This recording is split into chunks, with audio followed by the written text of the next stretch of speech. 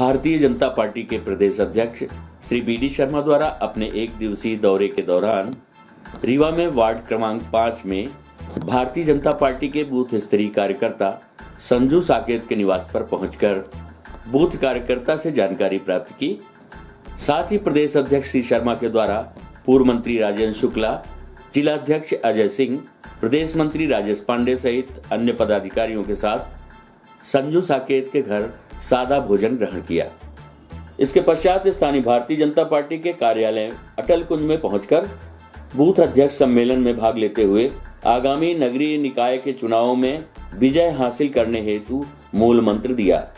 प्रस्तुत है एक झलकी सहित जानकारी के अंश। तो यही मूल भारतीय जनता पार्टी रीवा महानगर की है, या हम जिसको कहते हैं कि भारतीय जनता पार्टी की कोई ताकत है, तो भारतीय जनता पार्टी रीवा की ताकत क्या है? तो भारतीय जनता पार्टी की रीवा की ताकत ये आज यहां पर बैठी है, जो बूथ अध्यक्ष, मंडल अध्यक्ष और हमारे मंडल कार्य समिति के जो हमारे लोग हैं। इसी प्रकार से आज मैं बूथ अध्यक्षों का सम्मेलन, जो अपने नगर निकाय क्षेत्र के हमारे जो बूथ के अध्यक्ष हैं, उनका एक सम्मेलन होगा। उनसे हम अपने बूथ सशक्तिकरण के लिए बूथ पर हमको क्या क्या करने की आवश्यकता है, अपना बूथ सबसे मजबूत जो नारा है, और हम लोग कहते हैं कि बूथ जीता तो चुनाव जीता, जो अमित शाह जी का मंत्र है, उस मंत्र को नीचे जमीन पर उतारने के लिए उनके साथ बैठना, अगर कहीं कुछ कमी है तो उसको ठीक करते हुए अपने बूथ को सशक्त बनाना, इसके लिए आज एक सम्मेलन उनके साथ हम करेंगे। अपने मंडल अध्यक्षों की बैठक हम, कि मंडल अध्यक्ष हमारी एक वो यूनिट है जो सारी चीजों को नीचे इंप्लीमेंट करने का काम संगठन तंत्र के आधार पर करती है, तो उन मंडल अध्यक्षों के साथ हमारी बैठक होगी। और एक बात आप मीडिया के मित्रों को मैं कहना चाहता हूं कि जब हम लोग चुनाव संचालन समिति की बैठक थी, उस चुनाव संचालन समिति की बैठक में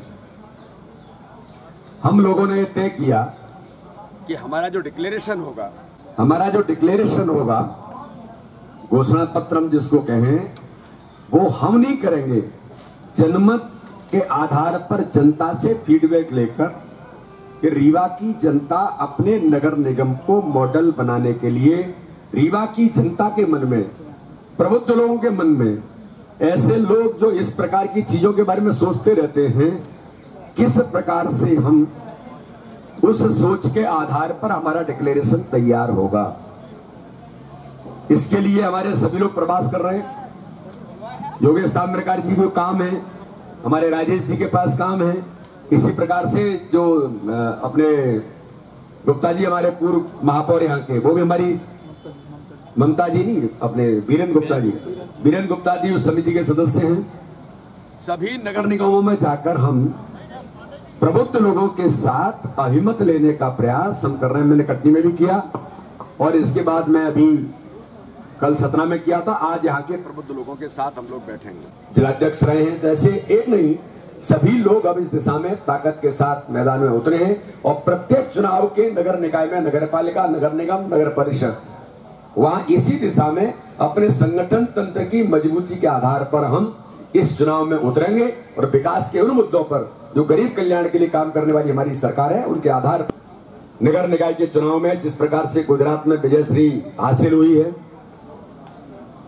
तो दिग्विजय सिंह जी के पेट में फिर दर्द शुरू हो गया, और फिर वही राग लापने लगे कि उन्होंने कहा, जाकर के कहा इलेक्शन कमीशन के सामने कि आप मध्य प्रदेश के अंदर नगर निकाय के चुनाव बैलेट पेपर से होने चाहिए।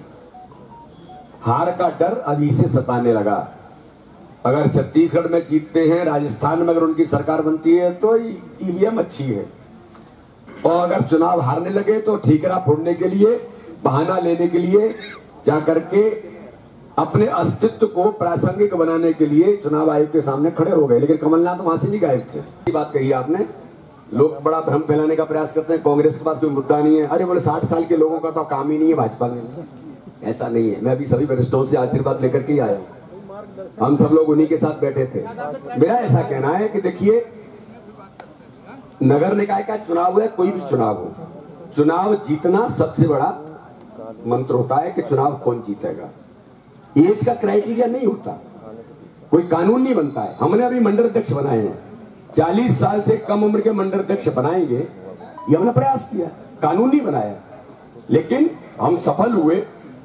99.9% 40 साल से कम उम्र के लोग बने। एक आध जगह कहीं कुछ हो सकता है, कानून नहीं है।